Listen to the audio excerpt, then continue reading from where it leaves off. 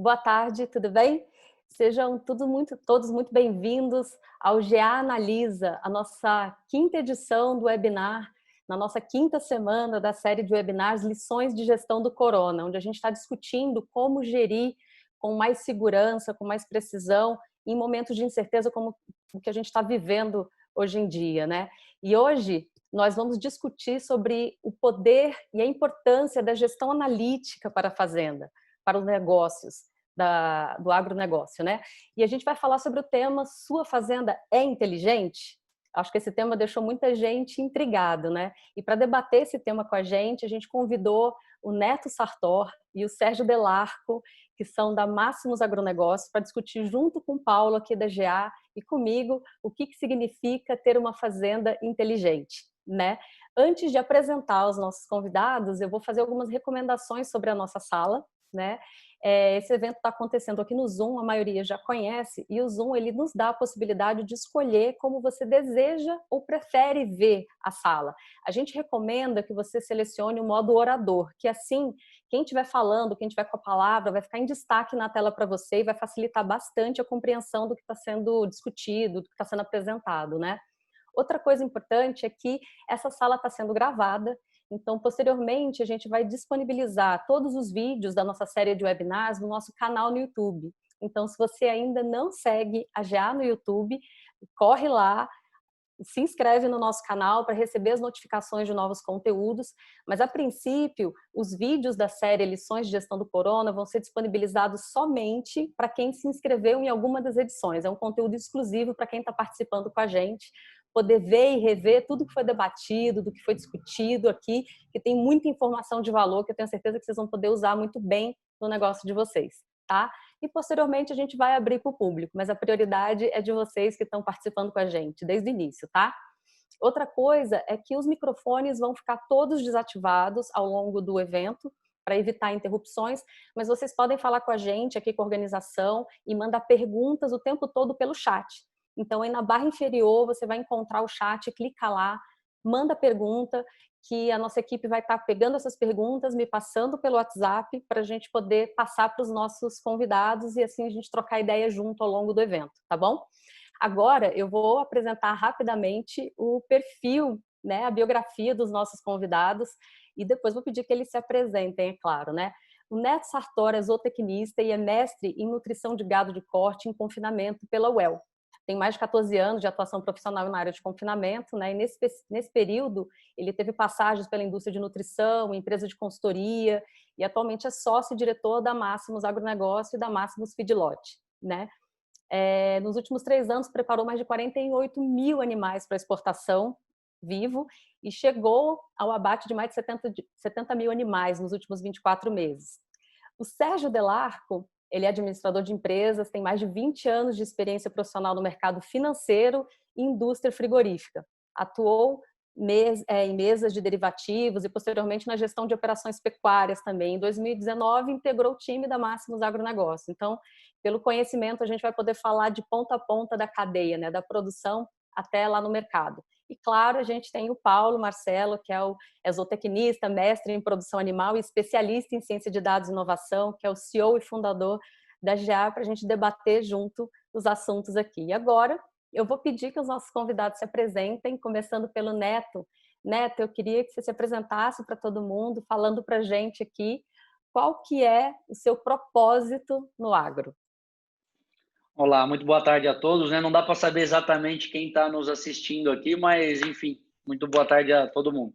Agradecer ao Paulo e ao pessoal da GA pelo convite, é realmente um prazer estar aqui com vocês. Propósito no agro, acho que eu vou dividir, para não ser demagogo, eu vou dividir isso aí em 2 etapas, né? Meu propósito como empresário primeiro, ou como produtor, é gerar renda, receita e lucro para minha atividade e para os meus parceiros. Esse é o grande propósito, você fazer esse negócio, quebrar o paradigma de que é simplesmente um investimento seguro, mas não, ele é um investimento rentável, e tanto para nós que estamos de um lado da cadeia, quanto para os nossos eventuais clientes, parceiros e etc.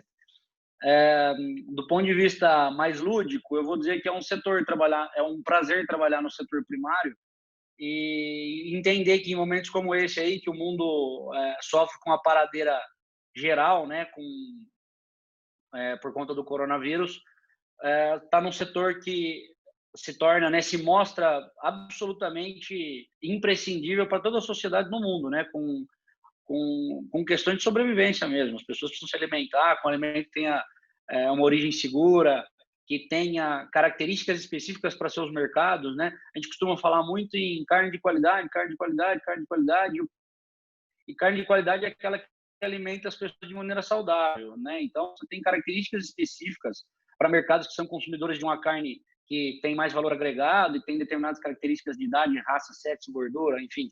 Mas você tem um mercado também de pessoas que precisam comer uma carne que é mais barata, que tem um custo de produção compatível com a sua realidade, enfim.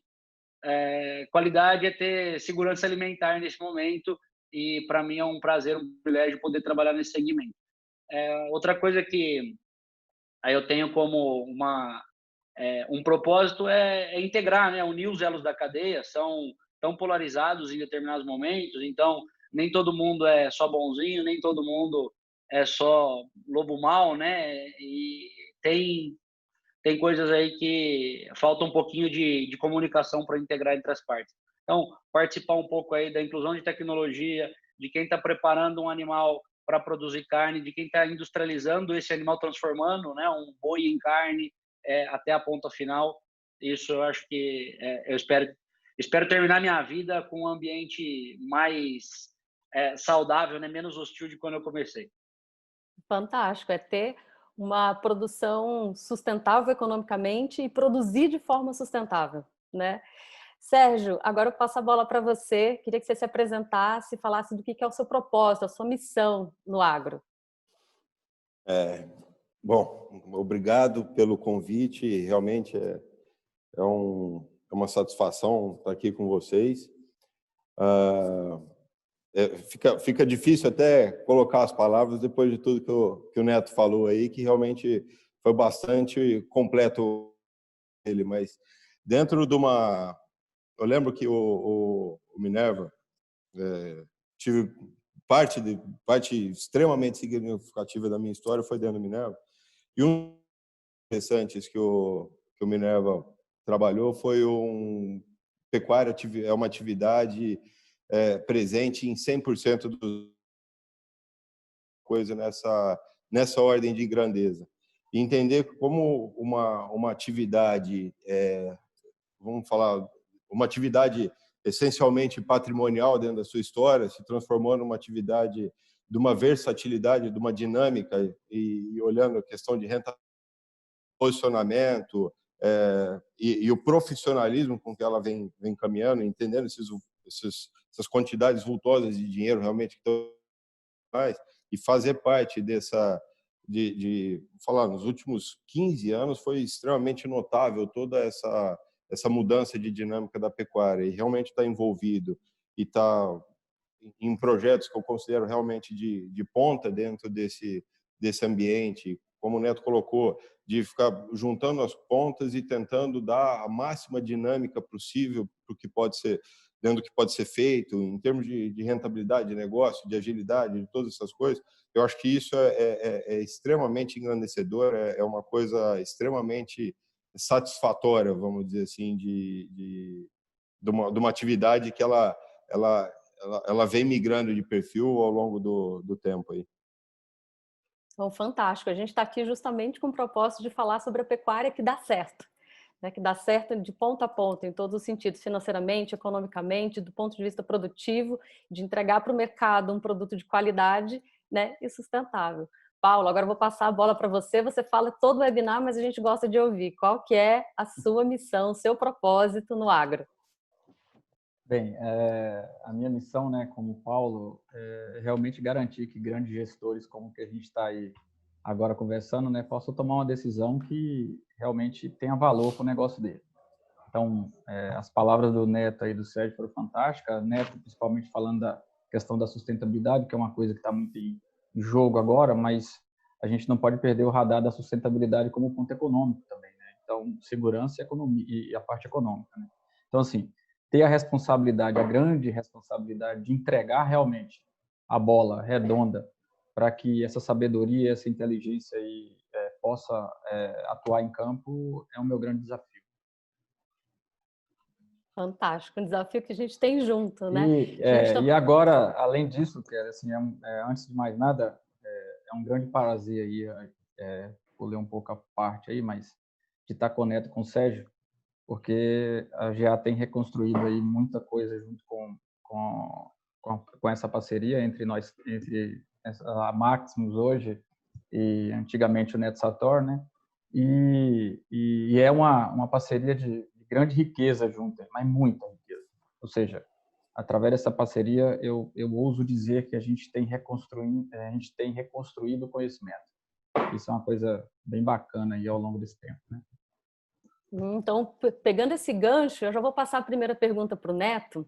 Neto, eu queria saber o seguinte, na sua visão, o que a gestão analítica contribui para o trabalho, ou o que ela mudou no trabalho do zootecnista? Bom, essa pergunta é bastante ampla, né? Poderia derivar aqui para vários caminhos para responder, mas vou dizer um pouco de coisas aí que estão ligadas ao meu momento, né? O que a gente está aí obcecado nessa fase. Hoje é por transformar dados que são coletados diariamente nas mais diversas áreas dentro de um confinamento em informações gerenciáveis. Isso é algo bastante diferente, né? Você vê bancos de dados fantásticos de uma série de coisas, sejam de software, de planilhas, de histórico ou até de caderninho de um pecuarista, né?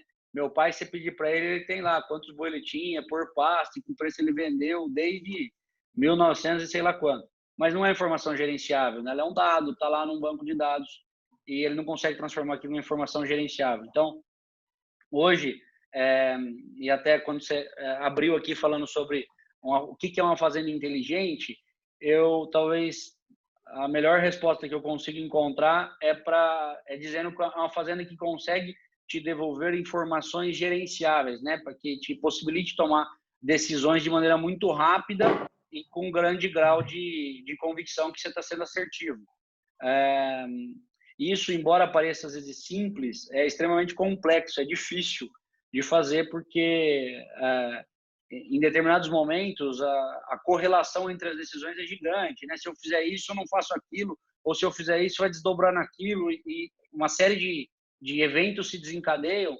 Então, você tem que estar com a segurança muito grande de tudo o que está acontecendo à sua volta, qual o impacto que cada situação ou de cada decisão vai trazer no que tem hoje e no que vai acontecer adiante.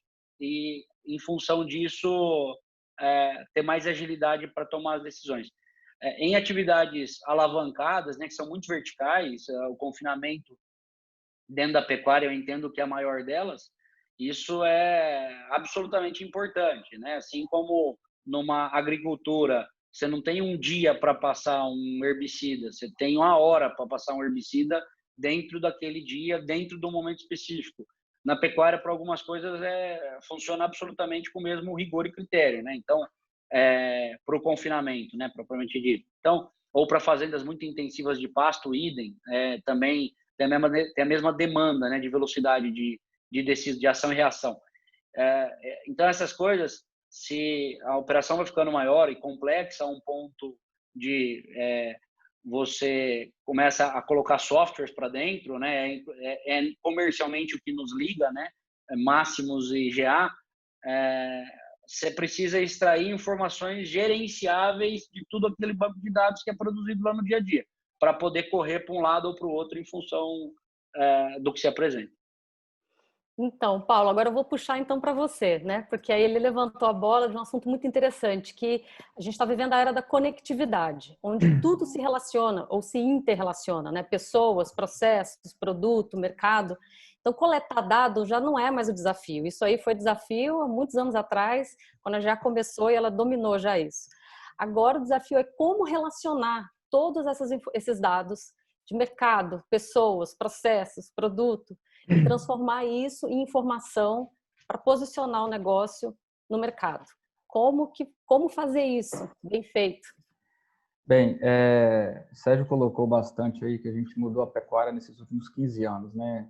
E imagine como a gente tem mudado na parte tecnológica também, porque a parte da tecnologia ela trouxe uma velocidade da gente ter a resposta que até então a gente não tinha, né? Já visto aí o boi como sensor de tudo, né? Eu acho que agora a gente começou a ouvir o boi. Antes a gente ouvia muito pouco e por uma amostragem muito pequena. A gente começou a ouvir o boi em uma amostragem muito grande. Nesse sentido aí tecnológico, a velocidade ela está sendo disruptiva para o conhecimento adquirido anteriormente. Ou seja, a gente está entrando numa nova era que a gente realmente, as pessoas que hoje querem ter sucesso, elas têm que olhar o conhecimento adquirido ao longo da sua vida e ver se realmente ele é pautável, ele é plausível para hoje, né? Ou fazer uma nova, recriá-lo, né? Ou seja, a tecnologia vem para você recriar o seu conhecimento. E, consequentemente, a gente está, muito bacana isso, a gente está vivendo uma nova era de perder a sabedoria e criar uma nova sabedoria, porque a sabedoria é feita de experiência.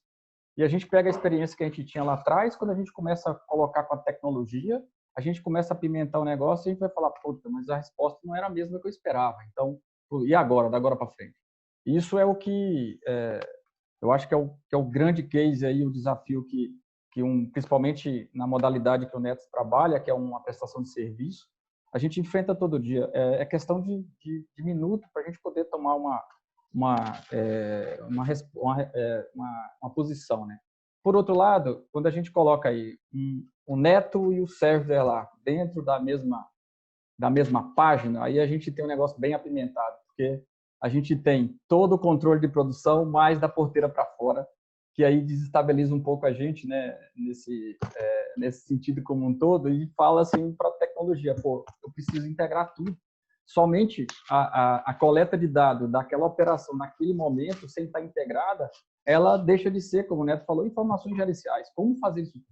Nem a tecnologia, a gente está num momento tecnológico de buscar essa integração da melhor maneira possível, porque se a gente pegar toda a informação que a gente gera e colocar na frente de qualquer gestor hoje, por mais preparado que ele esteja, ou ele vai ficar muito nervoso, porque ele não tem condições de ter ação em cima daquela quantidade de informação gerada, ou ele vai desesperar, ou ele vai falar assim, puta, eu não quero mais ver isso, porque isso vai me estragar o meu dia.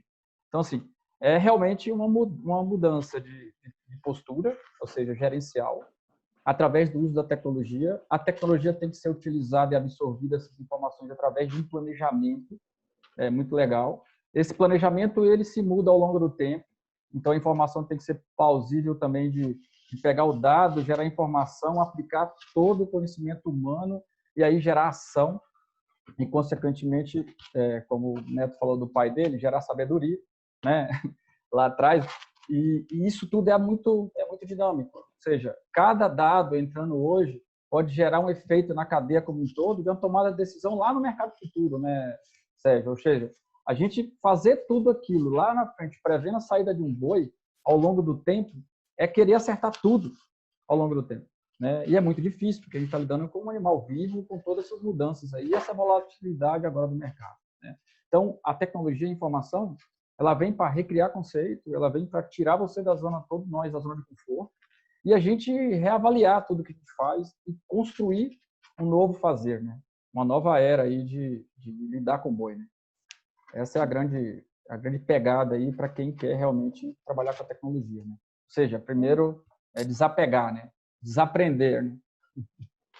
Então, primeiro, na verdade, tem que controlar tudo, mas definir muito claramente quais são as métricas ou indicadores que você vai utilizar para medir seu resultado e como que você vai relacionar isso com os números do mercado.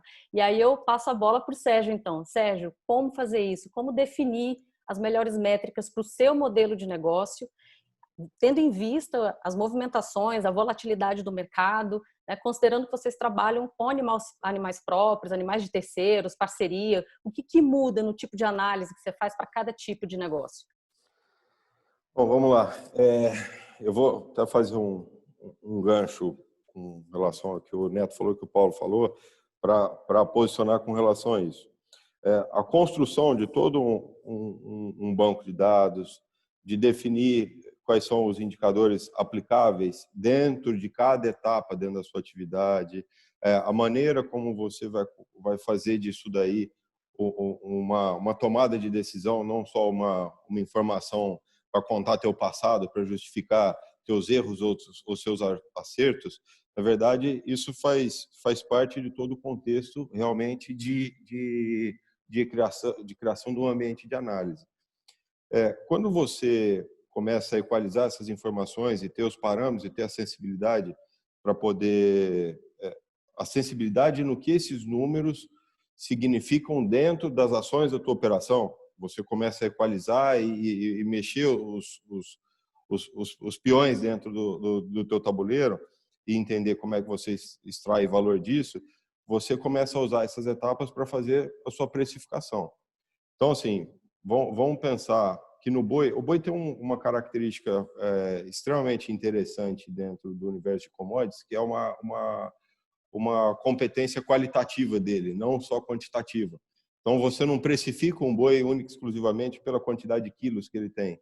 Você precifica ele por parâmetro racial, você precifica ele por score, você precifica ele por potencial de ganho de peso, por capacidade de ingestão, dentro daqueles parâmetros que você trabalha, que você tem de predição dentro da tua atividade, e aí você começa a fazer uma conta, olhando ou o que tem de futuro, ou o que tem de valor de gado magro, ou o que tem de valor de comida e tudo, e começa a fazer simulações dentro desse universo para saber como é que vão ser os seus próximos movimentos, seja na compra, seja no animal de terceiro, quais são os riscos que você está disposto a correr, se é o risco de performance, se é o risco de dieta, se é o risco de preço, como é que você se posiciona nisso, e aí, feito esse universo, você vê quais ferramentas se aplicam ou não dentro da sua atividade no ambiente de rede, no ambiente de segurança, de precificação de venda, como que você quer estar dentro do contexto macro que você imagina.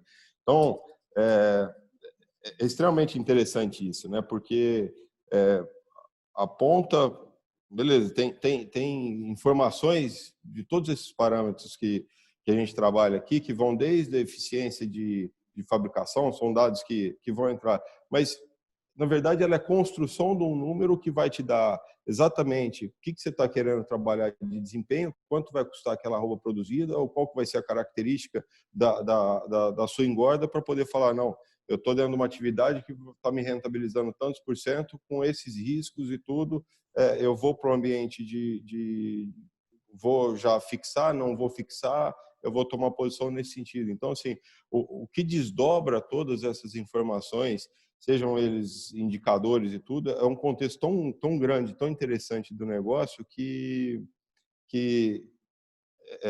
o efeito é muito efeito borboleta, né? Então, é bastante assertivo trabalhar toda essa questão realmente de análise e tudo, para, se todos tivessem as mesmas premissas, a precificação era um negócio meio que... Você teria que ter uma precificação muito mais dinâmica. Então, como as premissas são distintas, você ainda tem janelas de precificação do teu negócio que te dão muito mais competitividade. Então, assim, se a gente estivesse falando de um ativo 100% commodity, 100% precificado e uma informação equalizada para 100% dos participantes, o que vale é a ação mais rápida. Você não tem tanta janela realmente de se posicionar. É igual você pegar algum tipo de derivativo ou de ativo de mercado financeiro, que quem opera são os robôs, são os fundos high frequency ou qualquer coisa nesse sentido, que realmente vão tomando posição, e vale aquele que tem a tecnologia mais avançada com relação ao segundo. Então, a gente vai migrando de uma atividade que ela era 100% qualitativa e está criando parâmetros desse qualitativo se transformar em quantitativo, e aí a gente conseguir fazer uma dinâmica extremamente eficiente da atividade. Então, assim, para poder testar cenários, né, você tem que ter um controle muito preciso da operação de dentro da porteira, porque de fora da porteira a gente não controla, a gente acompanha e reage para tentar fazer os melhores negócios. Aí eu vou passar para o Neto, então. Neto, qual que é o desafio de controlar muito bem os custos e o desempenho, os seus índices, indicadores dentro da porteira, né? E muito se fala em indicadores, tem muito indicador da moda, né? Uma hora muita gente ainda leva em consideração só o GMD, daqui a pouco é arroba por hectare ano, cada hora tem um indicador, né? E você acredita que esses indicadores funcionam para todo mundo ou cada negócio tem que entender quais são suas métricas? Absolutamente, não tem nenhum indicador estático, não tem nenhuma palavra de moda que vá responder por tudo. Nem o lucro não responde por tudo. Se eu disser que eu ganhei R$1.000 por cabeça, mas a minha produção é de uma cabeça a cada 3 anos, a minha lucratividade global é horrorosa. Então, isso não responde. Agora, se eu consigo fazer só uma cabeça, produzir várias vezes por ano, né, com um lucro menor, tende a ser muito melhor no final das contas. Então, isso vale para todos os exemplos, né? Assim, algumas coisas que, pegando um gancho no que o Sérgio falou, antigamente era o boi que era muito bom, esse boi aqui é muito bom para o coxo, esse boi aqui é muito novo, é muito velho, enfim. E o mercado é dinâmico. Hoje um animal, eu participei outro dia de uma discussão que eu vi 2 criadores falando aí do Nelore, do cruzamento, da raça A ou raça B, e hoje um animal, para o momento atual, né, que estamos, um animal cruzado leiteiro que tenha 4 dentes vale mais dinheiro que um boi Nelore de 6 dentes, entendeu? Então, assim, porque o mercado hoje é comprador desse tipo de animal. E quer queira ou não queira, gostem ou não gostem, a dinâmica é essa hoje. E a gente tem que saber jogar com as regras que estão aí postas para nós. Então, eu acho que o conhecimento profundo das métricas, das análises, de tudo que se passa dentro de casa, te dá muita velocidade para tomar a decisão sobre o que fazer diante desse mercado que é dinâmico, né? Então, o nosso negócio, que acontece lá em Sabino, quem já visitou lá vê isso escancaradamente. A gente produz de tudo, né? As pessoas andam lá e falam, nossa, mas você tem Angus castrado, boi inteiro, boi cruzado, boi ruim de raça, boi bom de raça, novilha, você tem de tudo, né? Eu brinco que parece uma verdadeira arca de Noé, lá, às vezes tem tudo quanto é bicho. Mas isso é feito de trás para frente. Quanto cada animal pode custar para estar lá dentro, dado o mercado que ele vai atender. E aí você envolve uma série de coisas que estão nesse meio do caminho. Quanto ele vai comer, quanto ele vai desempenhar em peso vivo, quanto ele vai desempenhar em carcaça, qual vai ser o rendimento esperado no frigorífico, qual vai ser a eficiência biológica, qual vai ser o custo por roupa produzida, os custos de matéria seca que você vai usar de algo que, em tese, você deveria estar provisionado ou comprado para isso, quais vão ser as perdas de eficiência no processo entre o que você comprou, porque se você compra 10 mil sacos de milho e você mede quantos sacos de milho você forneceu para o boi, não são os mesmos 10 mil. Existe uma quebra no processo. Você ensilou lá 1.000 toneladas de silagem, você não consegue fornecer as 1.000 toneladas de silagem no coxo. Enfim, é quando você mede todas essas, e aí são trocentas métricas no meio do caminho, para dizer, olha, para produzir este tipo de animal, o meu custo de produção vai ser X, o preço de venda dele é Y, então na compra eu posso pagar W, e para fazer ele deixar um resultado positivo. E a coisa se torna muito mais matemática e menos passional à medida que você tem bons dados para tomar a decisão. Agora, é longe, muito longe de ser simples isso. A gente às vezes fala, a pecuarista não mede nada, a pecuária não mede nada. Em boa parte é verdade. Mas isso é muito motivado, na minha opinião, porque é difícil. Não é fácil, é muito difícil. Você conectar o custo de um boi com outro boi, a comida. Esse boi comeu um pouco desse milho com aquela polpa, com a outra casquinha de soja, aí acabou esse ingrediente, entrou um outro, enfim. Como é que você rateia o custo operacional disso, com aquilo, a manutenção, investimento, enfim. É um balaio de gato para você gerir uma operação do ponto de vista financeiro com dados que sejam confiáveis, né? Óbvio, porque tem também, a gente escuta às vezes discursos maravilhosos de pessoas que quando você visita o negócio então discutido, você percebe que é uma construção gerencial no papel, ou numa planilha, ou num ERP, mas que aquilo não condiz com a realidade. Mas querendo controlar as coisas de maneira correta, justa, é difícil. Então, eu acho que hoje o que nos deu muita competitividade aí, inclusive para crescer na velocidade que nós crescemos, né? Esse ano a gente deve abater aí algo próximo de 45 mil animais em 2020, essa flexibilidade com diferentes mercadorias para diferentes mercados, sabendo muito bem quanto custa produzir cada coisa. Eu falo que hoje eu brinco que é muito fácil, porque eu consigo analisar uma massa de dados grande que aconteceram lá dentro de casa. Difícil foi lá no começo, que eu precisava provisionar uma planilha todas essas variáveis. Falava, bom, eu acho que esse boi vai comer tanto, esse aqui eu vou vender com tanto de ágio sobre um preço base do boi, isso aqui vai custar isso vai custar aquilo. Era mais difícil. Hoje, como a gente leva com muito critério, muito rigor, essa gestão analítica dos dados, já parafraseando aqui talvez o título dessa live, mas para poder olhar para trás e conseguir projetar para frente com mais segurança ainda. Então, hoje, assim, Neto, vamos fazer um contrato de fornecimento de animais da característica XYZ? Vamos, porque eu tenho um histórico, eu sei como ele se comporta, eu tenho uma confiança nos dados de como precificar esse animal com base em tudo que a gente viveu até hoje e consigo projetar algo para comercializar lá na frente. Então, essa flexibilidade eu acho que nos acelerou aí aonde estamos hoje. E aí vem aquele conceito, né, que a gente vem discutindo também desde o primeiro webinar, da diferença entre velocidade e agilidade, né? E aí o Paulo pode falar mais um pouquinho disso, mas uma coisa que chamou muito a minha atenção, que o Paulo comentou e você complementou agora, Neto, é assim, a fazenda, o agronegócio é complexo, ele não é simples, né? A interação de muitas variáveis, internas e externas, para poder decidir o que fazer. É um desafio ser produtor rural, né? E aí você tendo uma ferramenta adequada, você tem todos esses dados na mão. E depois o que fazer com esses dados? E aí, conversando com o Paulo, ele também uma vez me lembrou, assim, a tecnologia ela é muito hábil em te ajudar a ver o que você precisa, né? A partir do momento que você tem padrões, a tecnologia controla o processo para você e te alerta só aquilo que é desvio, só aquilo que é errado para você ver rapidamente e poder corrigir e acertar o rumo. E aí, eu sei que a GA, o Paulo principalmente tem feito um trabalho junto com vocês da Máximos de ciência de dados, né? De uma equipe que está trabalhando com vocês a análise desses dados. Então, não é só gerar o dado, gerar um relatório gerencial eficiente, mas ter cabeças pensando nessa análise. E aí eu queria que o Paulo falasse um pouquinho sobre como que funciona e tem funcionado esse trabalho no case da Máximos.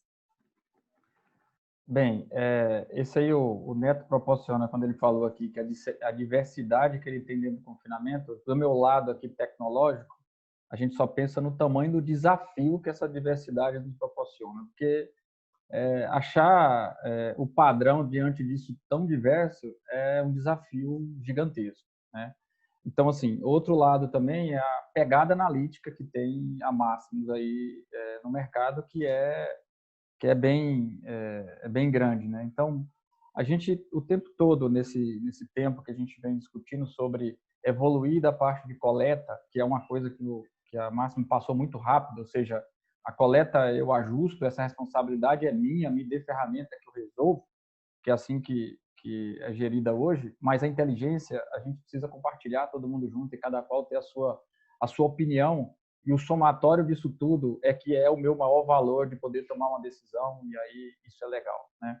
Então, assim, isso coloca cada um de nós que participa junto com essa integração de intelectualidade aí a ficar exposto, né? Seja numa falha de um produto, seja de uma posição que às vezes não é tão legal para o negócio, mas ela, por outro lado, ela proporciona uma grande descoberta, né? Que é justamente essa recriação aí de um conhecimento que semana passada era verdade e essa semana deixa de ser. Então, a parte de dados e a parte de rebuscar esse dado, ele está indo para, com o Neto aí, o Sérgio, ele está indo para outra esfera agora, né? Ou seja, a gente estava numa esfera de análise somente de BI, analisando ali basicamente o que estava acontecendo naquele dia, mas a gente ainda estava andando com o farol de ontem, né? Aí vem o Sérgio também falando, pô, mas eu preciso fechar lá, como é que eu faço esse cenário? Aí vem, pô, como eu vou prever, né? Como eu vou fazer predição disso para frente? Mas como eu vou prever também sem conhecer a profundo essas informações organizadas e eu pegar meu conhecimento todo aqui, exaurir junto com isso e falar assim, puta, o caminho é esse. Foi isso que a gente tentou fazer com a parte do time de ciência de dados, aprofundar um pouco mais dessas informações. É outro conceito totalmente diferente do BI, né? É realmente ver o que tem ali pegar todas às vezes parece chover numa molhada, né? Ou seja, Neto, será que essa curva de crescimento aqui tem verdade? O Neto, eu estou olhando meus dados, tem, então tá bom, vamos rodar estatística, vamos rodar um pouco de inteligência aqui por trás, inteligência artificial aqui, para ver se tem alguma coisa destoando isso aqui, né? No mínimo, isso a gente gera 80% de trabalho, mas os 20%, os 100%, dos 100%, 80% é de discussões, às vezes, com conhecimento que a gente tem, mas 20% que tem a mais aí, de descoberta, dar uma tomada de decisão em um rumo muito legal, né? Então, essa briga de descobrir o que pode ser essencial e a influência dessas informações para a tomada de decisão, a gente só vai conseguir fazer isso com o poder computacional e a aplicação desse conhecimento inteiro aí, intelectual envolvido, né? É um desafio gigante, porque a gente também tem outra responsabilidade, que o Neto deixa bem claro, que assim, como você tem um confinamento de terceiros, né? Então eu tenho uma responsabilidade de cuidar do ativo do outro, né? Então isso é uma responsabilidade dobrada. Uma coisa, quando você pega um confinamento próprio, muitas das vezes o dono ele não entra nessa diversidade porque ele tem medo dessa diversidade. Fala, não, eu quero esse boi bom sempre e acabou, mas não existe mais só esse boi bom, entendeu? Então, se eu entrar numa diversidade e pegar um boi ruim, eu não sei lidar com ele. Então, já com o Neto é diferente, ou seja, eu estou numa relação de confiança porque você está cuidando do meu ativo. Então, eu tenho um boi ruim e boi bom. Você não pode só querer de mim pegar o boi bom, você tem que me dar uma saída do boi ruim. E aí, nisso aí, como é que ele analisa esse boi ruim ou quando ele analisa essa diversidade? Com essa informação extremamente de confiança, confiável e com mais velocidade possível, para que ele possa intervir. A pergunta agora eu tenho que fazer com que esses dados façam a predição para que eu possa tomar uma ação na frente. Essa é uma coisa legal, ainda mais nesse mercado louco que a gente está vivendo hoje, ficou muito mais nítido. Isso é bem bacana, porque a gente vê perfis totalmente diferentes nesse mercado que aconteceu agora, né? Ou seja, essa volatilidade desse mercado da porteira para fora impactou interno, mas todo mundo quis conhecer o que ele tem hoje e não consegue de um dia para o outro. Como o Neto falou, é angustiante você não ter o seu conhecimento e você tentar fazer isso em 2 dias, em 3 dias, em 1 mês, coisas que a maioria dos grandes gestores aí a gente vem discutindo há muitos anos, né? Então, acelerou um pouco toda essa interação de toda a parte tecnológica, manejo, conhecimento, mercado, mas acelerou muito para quem já vinha com uma estrada atrás, né? Que ainda está com a mata ainda, que tem que passar o trator em cima, tem que criar como é que se diz, até bater para chegar no asfalto, ainda tem um chão muito grande, né? Nesse meio aí. Então, por isso que a gente está com o Neto num nível de ciência de dados aí bem mais buscando, porque senão o Neto fica na minha frente, né? Também. Aí eu não posso deixar, né, Neto? Tem que... Olha, tem muitas perguntas aqui do público. Eu vou passar aqui uma pergunta para o Neto, a pergunta do Carrijo. Neto, quando fazemos a conta de trás para frente, quais as informações básicas que o produtor, dono do gado, e o confinamento, prestador de serviço, tem que ter para tomada de decisão? Luizito Carrijo, que prazer e privilégio nos assistindo. Você podia estar aqui falando, não assistindo. Muito bom. É simples a sua pergunta, na verdade. E falando sério, ela é simples mesmo. Ela depende basicamente aí de 3 coisas, de trás para frente. A gente precisa conhecer qual é o potencial de preço de venda deste animal que vai ser produzido, qual é o custo de produção dele e qual é o preço de compra dele. Com essas 3 variáveis, você consegue tomar qualquer decisão. O problema é que essas 3 variáveis se desdobram em trocentas métricas a serem controladas e simuladas, né? Então, assim, e ela envolve, eu acho que talvez aí esteja um dos pontos que talvez seja mais difícil, porque ela envolve reunir competências comerciais e competências zootécnicas. E, na maioria das vezes, é difícil reunir essas 2 competências aí no mesmo gestor ou ter uma equipe multidisciplinar que consiga caminhar bem por essas 2 situações.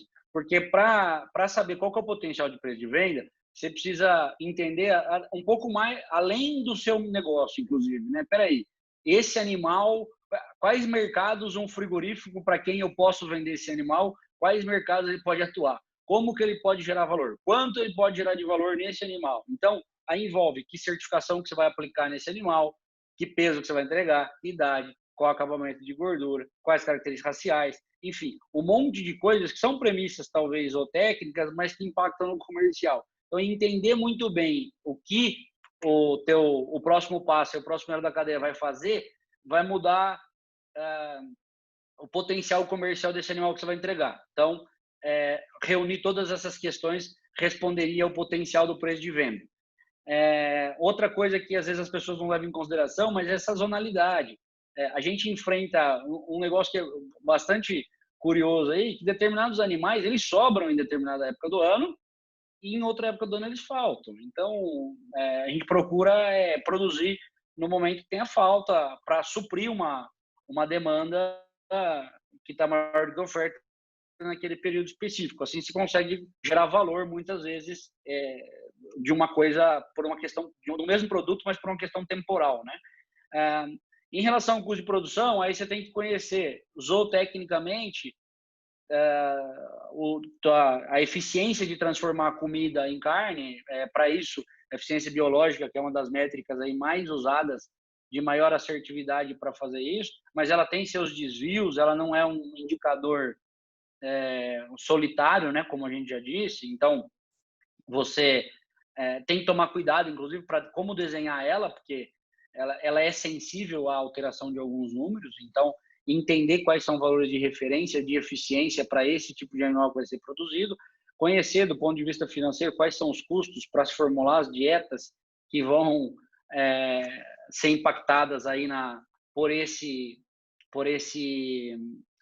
para produzir esse animal. Na sequência, entender qual é o preço de compra, né? Qual o preço de originação deste tipo de animal para esse potencial preço de venda, e reunir tudo isso numa análise para dizer sim ou não. Então, assim, embora sejam aí 3 indicadores apenas, o desdobramento deles é muito grande, é complexo, né? Como eu disse, não é simples. E às vezes são coisas que são para longo prazo. Então, o ano passado, nós fizemos em abril do ano passado, nós fizemos um contrato para entregar animais em fevereiro, março, abril, maio e junho desse ano. Então, é um contrato que você vai terminar de entregar ele em 14 meses. São animais que nem existem ainda, eles não são meus, não estão em recria. Você vai criar um modelo em cima de animais que não existem. Ter segurança para fazer isso é difícil, porque o frigorífico, de um lado, que é volume e frequência, cadência. E, de outro lado, o pecuarista fala assim, não, eu preciso de preço para poder te fazer o volume. E aí fica aquela discussão de quem nasceu primeiro, né, o ovo ou a galinha. Então, assim, me apresenta o volume de animais com essas características que eu te dou uma condição. Você fala, não, sem me dar a condição eu não consigo fazer esses animais. E aí o negócio não sai. Então, conhecer bem essas 3 etapas aí te coloca aí em posição de tomar uma decisão de caminhar para um lado ou para o outro.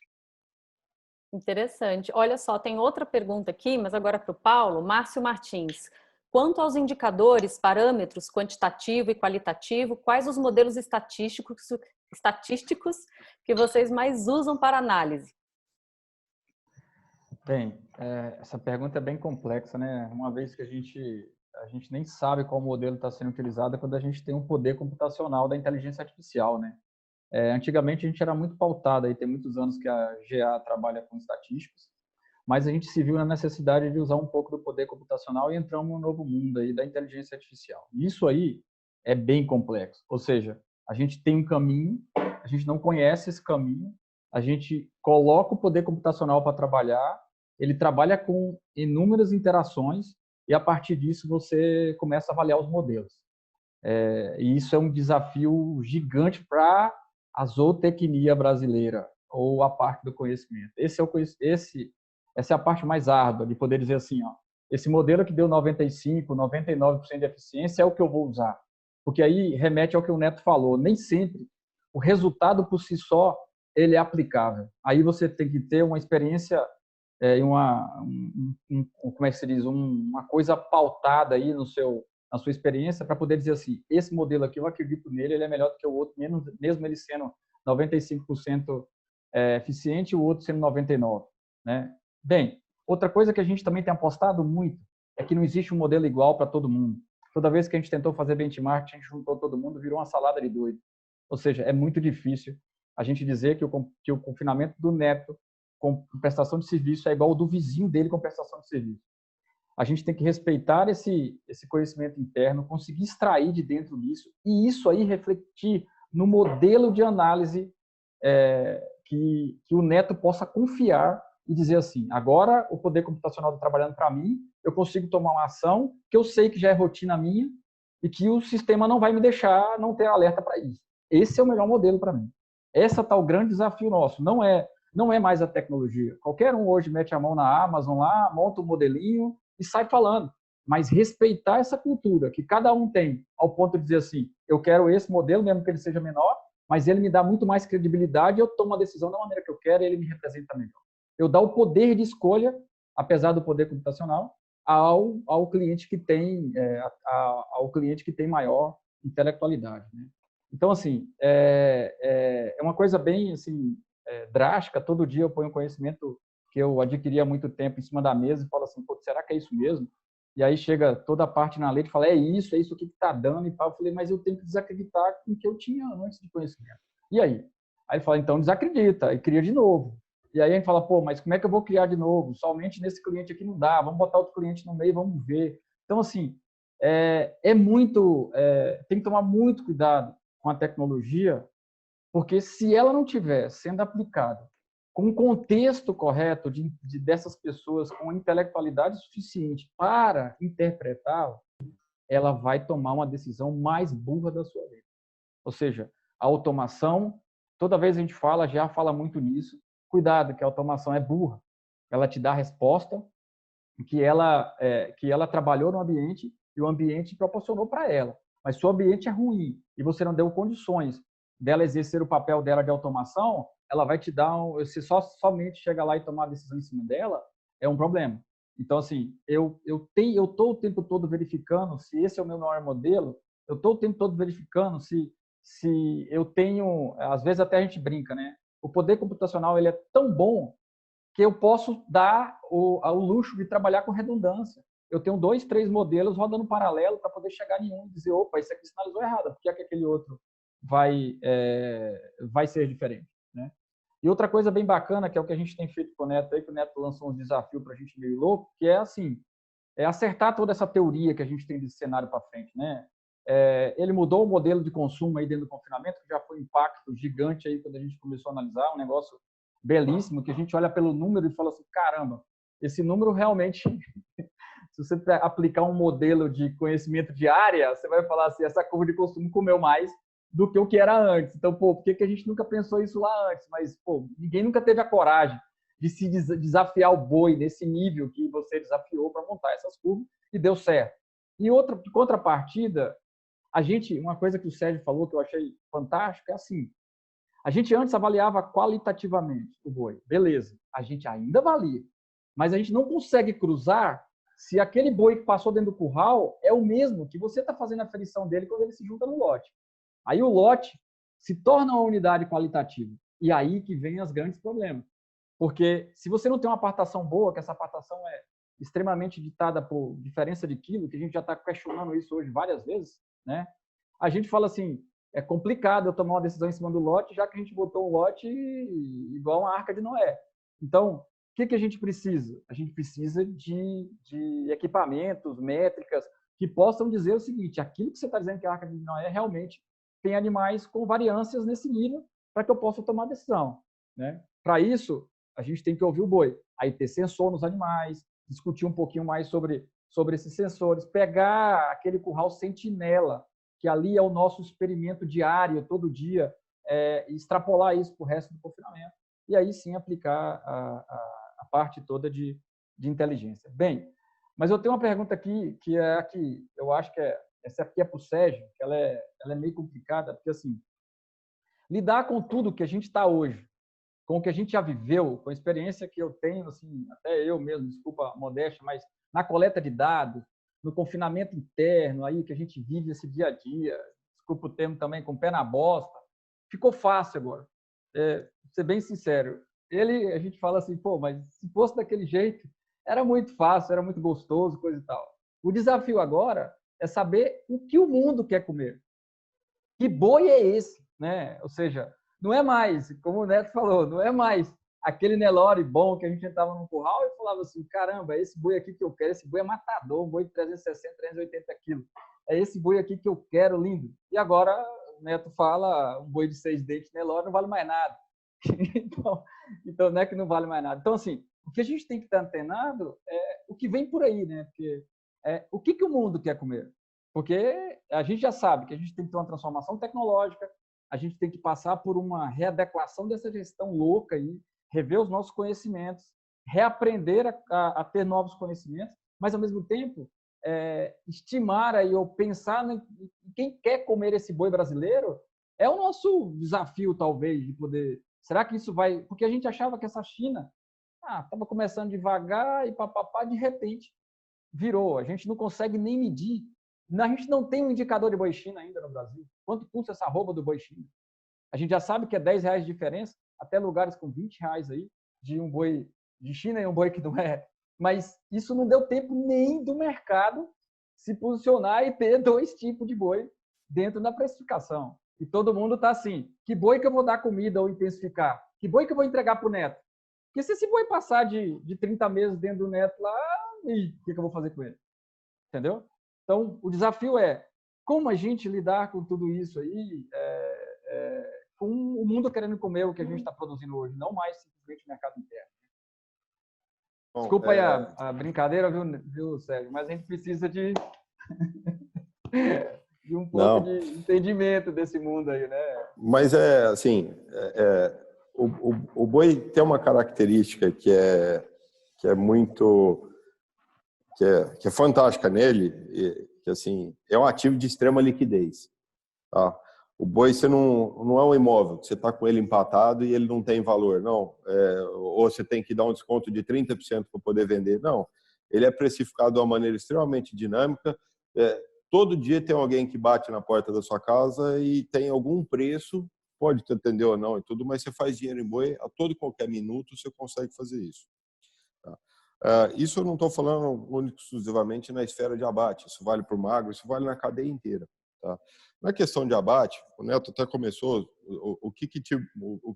como você se posiciona realmente na pecuária e tudo mais, mas olhando assim, que o mercado tem comprador para boi barato, tem comprador para boi caro, tem comprador de volume, tem comprador de picado, tem comprador de nicho. Algum tempo atrás, você ter uma novilha F1, não sei das quantas e tudo mais, era uma coisa que você comprava com determinado conforto, de repente, de uma maneira, de um momento para outro, ela se transformou praticamente no preço do macho, em algumas janelas até mais caro do que isso e tudo, porque teve uma precificação de trás para frente de um nicho específico que dimensionou o volume que ele tinha demanda e conseguiu encaixar um produto de altíssimo valor agregado que era extremamente caro você produzir. Em alguns momentos você vê uma carne espetacular feita que era de Wagyu, de mais não sei de onde, que você, num determinada janela, você não acha comprador com um volume que é pouco mais do que um caminhão. Ou o preço que tem comprador não é o preço suficiente para você remunerar a atividade. Então, tem algumas coisas nesse sentido. Mas a hora que você pega, hoje, em função de câmbio, em função da capacidade nossa produtiva e tudo, o Brasil é um país extremamente competitivo e com uma segurança muito boa, comparando com outros países, como até mesmo da América do Sul. Nós temos uma base de demanda doméstica extremamente consistente. Ela pode, caiu, já comeu 30 e tantos quilos e hoje come 20 e tantos quilos e tudo mais. Pode até ter tido uma dinâmica dentro de uma população que vem crescendo, mas você tem uma consistência de demanda que dá uma segurança muito grande para a atividade. Tá? E aí você tem um delta, tem um incremento que vem com um valor adicional vindo da exportação. E essa dinâmica de precificação é muito rápida, porque carne, ela tem uma armazenagem, a armazenagem mais barata na carne, curiosamente, é no boi, principalmente a pasto. No confinamento já nem tanto. Ela se transformou realmente numa commodity, a hora que ela é abatida e tudo, você começa a ter uma armazenagem extremamente cara e uma perecibilidade muito alta. Então, a tua dinâmica para fazer negócio, ela é absurda. Então, você tem uma janela realmente que China entra, que entrou em determinado volume, 50, 100 mil toneladas, aquilo que o Brasil consegue atender de capacidade, é agora. Você vai, tá bom, mas se você congelar, ela dura. Você manter uma carne congelada por 2 anos é um caminhão de dinheiro que você gasta para poder manter aquilo. Então, ninguém vende carne pensando em estocar, não, eu vou montar uma posição long em carne congelada. Ninguém vai alugar trocentas câmeras frias e vou falar, não, eu vou comprar a carne e vou vender daqui 2 anos, eu vou vender toda a minha carne porque ela dobrou de preço. Não é assim. Então, a hora que entra uma dinâmica de mercado, realmente essa precificação, a precificação que teve outubro, novembro do ano passado, ela foi dezembro, e numa dinâmica muito rápida ela virou, e que está entrando agora, e está precificando isso. São janelas, elas estão sendo mais consistentes, e elas precificam de uma maneira extremamente rápida tudo que está acontecendo na atividade. E isso volta na cadeia de uma maneira extremamente positiva. Então, assim, o boi 6 dentes ou o boi Nelore não vale? Vale, extremamente, mas até como a gente já questionou, você tem uma etapa de precificação realmente de trás para frente. Pode ser que este boi, que ele não tem um deltazinho de valor em função da idade, ele consegue algumas premissas de performance, tudo que faz com que ele possa valer o mesmo valor de um boi mais jovem, no gado magro e tudo mais, ou ele rentabilizar exatamente da mesma forma. Não tem problema, não é no universo de abate de 35 milhões de cabeças, um pouco para cima, um pouco para baixo, dependendo do contexto. Tem vaca de descarte sendo abatida, tem carne que vai para a indústria, tem carne que tem que ser vendida barata realmente, que você não tem ambiente para isso, tem carne que ela vai ser de nicho, que você vai matar uma quantidade extremamente pequena de animal para poder atender um contrato específico que você tem. Tem carne que tem valor porque ela tem constância, ela tem regularidade. Então, assim, de fato, você consegue precificar. A dinâmica de demanda aí, ela está... Se a gente parar para pensar, você pega um universo enorme de ativos. A gente passou... A pecuária, tirando um baita de um susto aí, ela passou blindada, vamos dizer assim, de percalço com relação a esse hecatombe global que teve aí. Nós estamos falando em uma atividade que está esquentando, que está tendo oportunidade. Mas o preço da China caiu. Tá bom, pode ser que a demanda tenha ele. Se ele tinha um sobrepreço com relação ao segundo melhor comprador, ele entendeu que nisso ele comprava, estava um volume muito maior, consegue precificar, é dinâmica de mercado. Isso é 100% justo e correto. Mas eu acho que nós temos uma atividade assim, tem para todo mundo. Só não acha que o teu produto vai ser o vendido mais caro se você não preparou um produto para ser o mais caro do mercado. Então, eu acho que nessa dinâmica que você falou aí, realmente, do que o mundo quer, o que é o produto, eu acho que nós temos um baita de um mercado na nossa frente aí, realmente, que consegue atender a todos os bolsos. E nunca vai ser barato, tá? Não adianta a gente querer comparar carne vermelha com carne franca. Também, isso daí, assim, a gente tem que ser realista que realmente a gente tem um produto mais caro e um produto que no universo de preço de proteína ele vai sempre se posicionar bem. Mas tem demanda, ela é constante e ela tende a ser deficitária em termos de oferta no mundo. Então, eu acho que não tem como estar melhor posicionado. Se você olhar um gráfico, eu estava olhando isso daí esses dias, mas se você olhar o preço do boi em 2007, era R$55, 200 hoje. Tá bom, no longo do prazo, tá indo. Mas não corrigiu a inflação. Não sei, não estou falando de inflação, mas realmente é um ativo que vem andando. Eu acho que é uma atividade que se contextualiza. Então, é muito questão de encontrar o mercado certo para o que você tem para vender. Eu acho que sim, eu acho que tem que ser justo. É uma dinâmica de commodity. Você tem uma soja ardida, você não vai vender igual uma soja boa, ela tem uma precificação. Não tem mistério.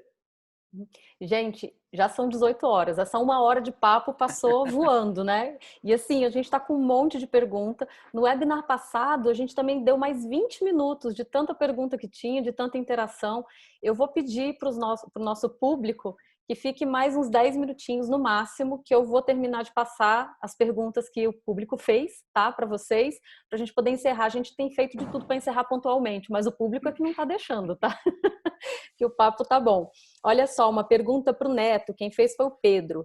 O que vocês têm feito para unir competitividade comercial na prestação de serviços com o uso de tecnologia de gestão e uso de aditivos alimentares? Uma vez que o valor do dólar atual está muito impactante, tanto no setor de tecnologia e de aditivos alimentares.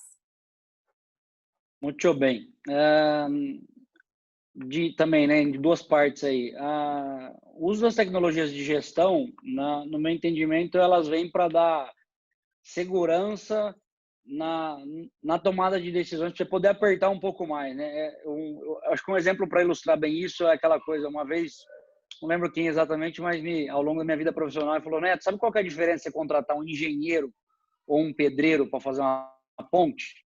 Não, os dois vão construir a ponte, e a ponte, nenhum dos dois vai cair. A diferença é que o engenheiro vai construir a ponte com metade do material que o pedreiro vai construir. Então, a confiança que o engenheiro tem para calcular o material e os insumos necessários para fazer a ponte lhe permite fazer isso num custo muito menor do que o pedreiro, que vai primar lá pela segurança. Então, como prestador de serviço, olhando para a gestão me possibilita ser mais assertivo, né? Ter mais acurácia nas decisões, eu tenho mais confiança para dizer, olha, eu vou trabalhar com esta margem aqui, neste segmento específico, e você vai medir depois lá e ver que ela aconteceu, né? Você não vai ter uma discrepância nem tão grande para baixo, nem para cima, e se ela houver, vem por algum fator externo que estava lá dimensionado desde o princípio. Então, acho que a tecnologia de gestão trabalha nesse sentido. A outra parte é sobre aditivos alimentares, né? Isso. Sobre os aditivos alimentares, isso eu estou cada vez menos nutricionista, né? Eu já vivi disso aí muitos anos, mas estou cada vez menos nutricionista. Mas o que eu recebo diversos colegas, né, e amigos, enfim, pessoas que trabalham com venda, bem dizer, desses aditivos de tecnologia para o confinamento. E é sempre aquela discussão assim, uma das modalidades que nós praticamos no confinamento é a venda de matéria seca, né? E quando você coloca qualquer aditivo ou qualquer incremento de tecnologia, ele vai aumentar o custo, isso é fato. Ele pode diminuir o custo de produção, ou, né, o custo por unidade produtiva. Se você aumenta o custo, mas aumenta mais ainda a produção, você pode ter uma redução no teu custo de produção, mas custo direto, ele aumenta. Então, isso impacta um dos meus modelos de negócio. Então, eu falo que para o meu sistema, lá, para o nosso sistema, você tem o impedimento de uso de algumas tecnologias que encarecem realmente lá a tonelada de matéria seca, e essa transferência do custo-benefício, se ela não é percebida facilmente pelo cliente, né, pelo meu parceiro que está colocando os animais lá comigo, ela pode ficar de difícil aplicação. Enfim, o que a gente faz? Aí é uma decisão técnica de ter um caminho, né, uma linha de raciocínio. Olha, eu acredito que para o formato de trabalho que eu atuo, os objetivos de consumo, como o Paulo colocou lá, para atingir minhas metas de consumo de matéria seca, etc e tal, de desempenho de eficiência, eu vou trabalhar com esse aditivo, com essa tecnologia. Define, programa, planeja, executa e corre atrás de colher os resultados para ela. Se daqui a um tempo você começar a avaliar que os resultados não estão condizentes com aquilo que você aplicou, você vai lá e troca ela. Mas não é algo que, na minha opinião, cabe, pelo menos não no nosso negócio, de ficar passarinhando demais aí entre uma coisa e outra, entre uma tecnologia e outra, entre uma situação e outra, porque senão você não consegue... você fica cuidando muito da cereja e você esquece de pôr o fermento, o bolo não cresce, sabe? Então, é importante que a base seja muito sólida e esses ajustes, que são ajustes, possam expressar o seu potencial quando usado. Bacana. Agora tem uma pergunta do Carrígio para o Paulo.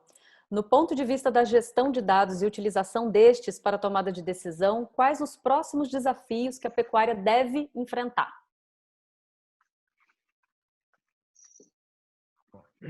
São muitos, né? Mas acho que o maior compromisso da GA agora é a gente conseguir ter uma velocidade de gerar essa informação em ação, né? Transformar essa informação em ação.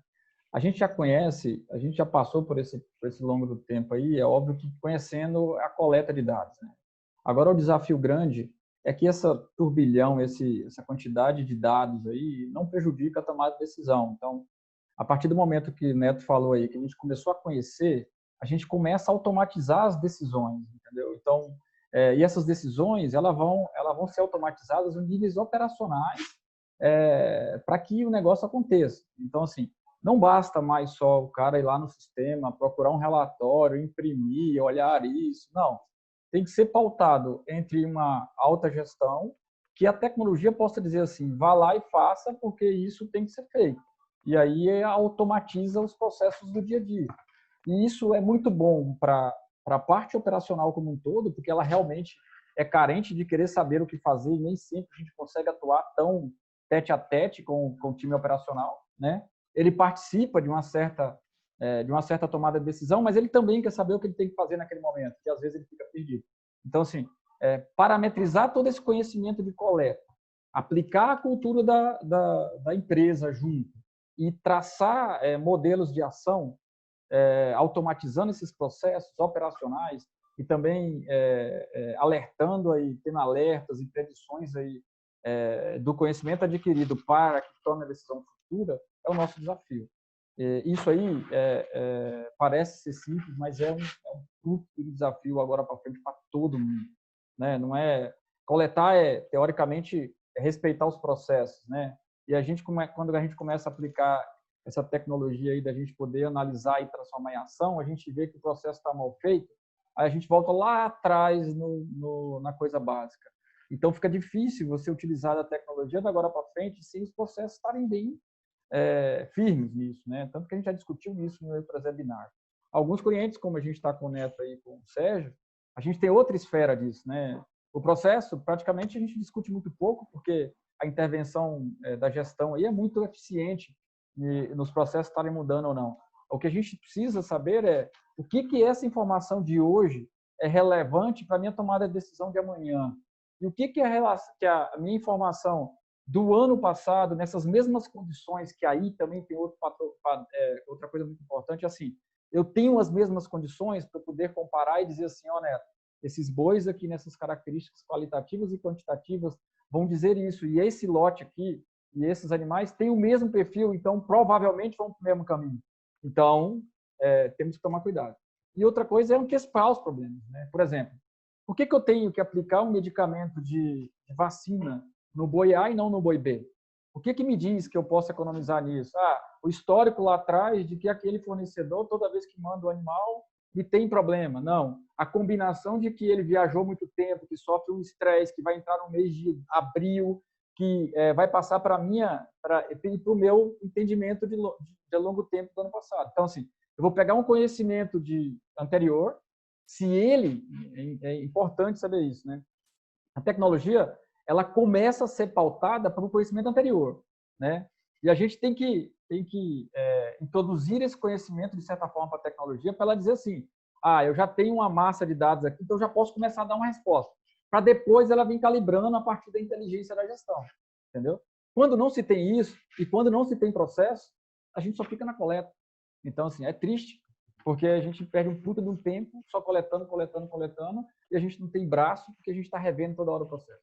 Então, o desafio nosso está em pegar esse processo, que, ao meu ver, tem sido feito por muito bons gestores, analisar, coletar esses dados, aplicar tecnologia, gerar o conhecimento através da intelectualidade que está envolvida, e, a partir disso, a gente gerar ação que possa ajudar na gestão. Aí sim a gente vai fazer aquele planejamento funcionar e aquela estratégia no final dar resultado.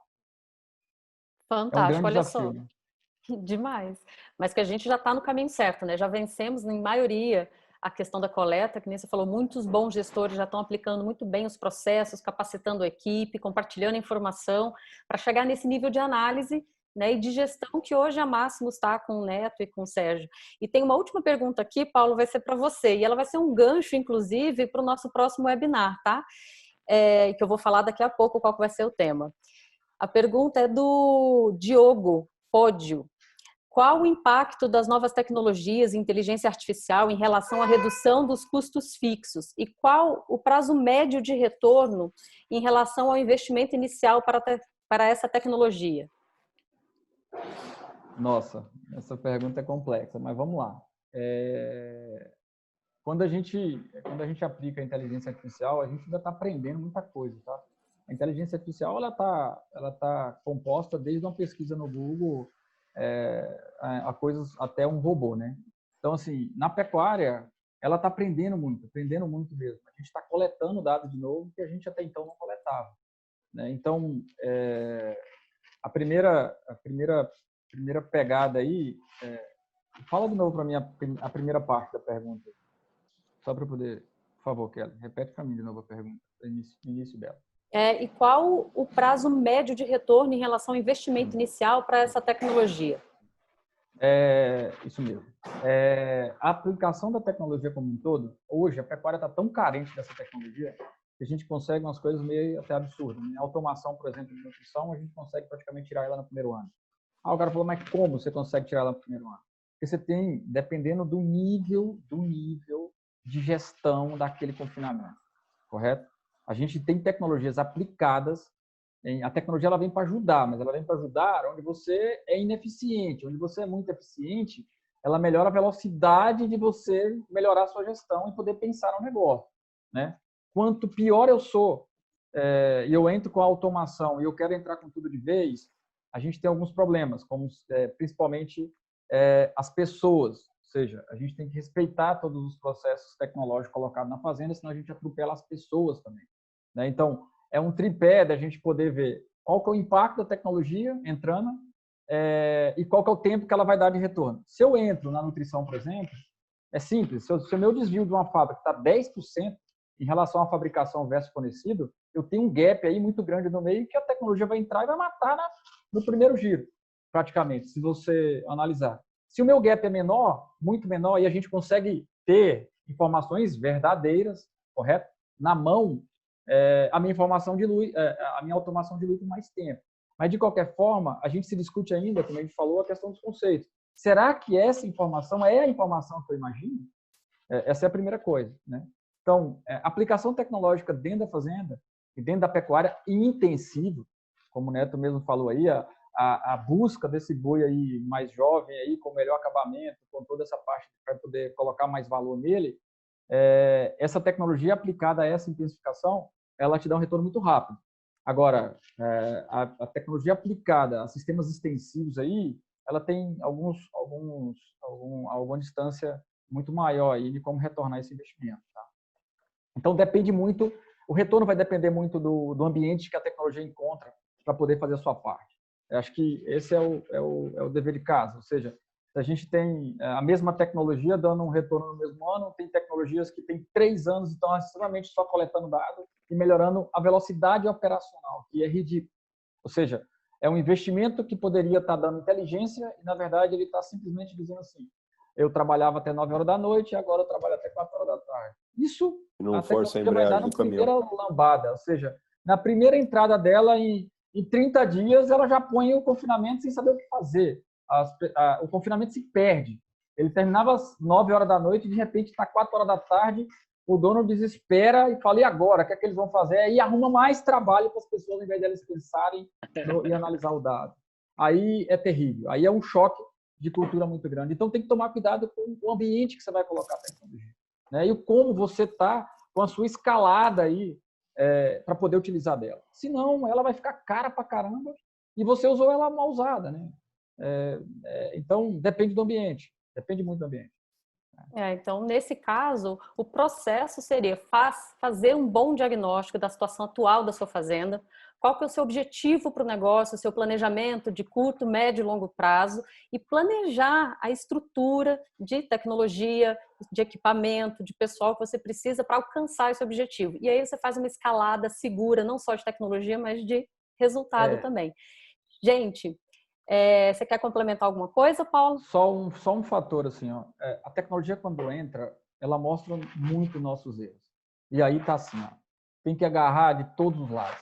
É agarrar a empresa que está junto, como fornecedora de tecnologia, com a alta gestão, com a operação, de tentar resolver o problema, porque a tecnologia ela mostra onde está o problema.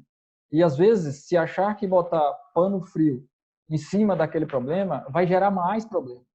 E a gente, toda vez que a gente entra com tecnologia, a gente tende a escolher parceiros que têm a cabeça de dizer assim, puta, eu vou apontar a tecnologia, a gente vai apontar o problema, mas a equipe inteira vai correr para resolver o problema e eu também tenho que ser ágil do meu ponto tecnológico de reinventar e poder dizer assim, ou aquele problema não era aquele por causa da circunstância que a gente encontrou para colocar a tecnologia, ou realmente a gente tem que resolver rápido. Porque fica gritante eu entregar toda hora para o Neto, nós estamos com problema nessa misturadora. Neto, nós estamos com problema nessa toda semana. Uma hora o Neto fala assim para mim, puta, não me fala mais isso, que eu não consigo, que eu não consigo resolver, entendeu? Então, assim, é gritante. Então, o que a gente tem que estar apto, o ambiente tem que estar propício para novos desafios, né? A tecnologia vem para poder propor desafio para a gente, mas a gente tem que estar todo mundo envolvido, os parceiros, a equipe intelectual toda, a parte da operação envolvida em resolver o problema.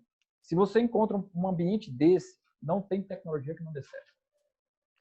Fantástico. Gente, passamos 17 minutos do nosso tempo. Eu vou deixar aqui um momento para os nossos convidados pensarem. Eu queria que cada um deixasse uma lição sobre o que é uma gestão analítica e o poder da análise na gestão do negócio, né? Uma lição de especialista. Enquanto vocês estão pensando aí, eu vou convido vocês todos para o nosso próximo webinar, cujo tema vai ser GA Inova. Sua fazenda tem futuro? A gente está tão preocupado em organizar e com o presente, com o que está acontecendo, mas a sua fazenda tem futuro? Você está preparando a sua fazenda para ela ter futuro, ser um negócio sustentável, duradouro?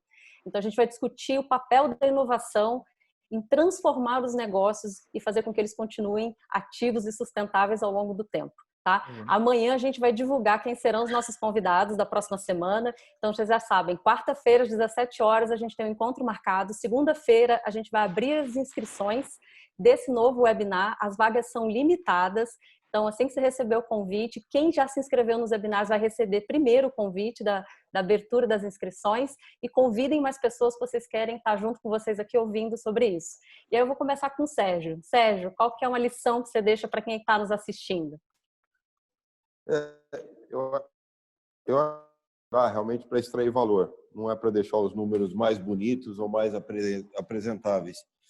E você entrar para extrair valor, também não adianta você almejar, você tem que querer chegar lá, mas num primeiro momento não adianta querer ter 10 bons indicadores da operação e começar a trabalhar em cima deles.